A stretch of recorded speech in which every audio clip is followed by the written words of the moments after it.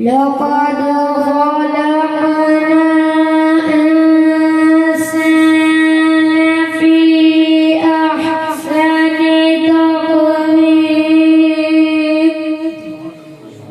ثم رددناه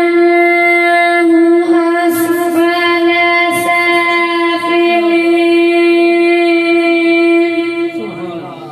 إلا الذين آمنوا وعملوا الصالحات فلهم أجر غير ممنون فما يكذبك بعد بالدين أليس الله بأحكم الحاكمين صدق الله العظيم.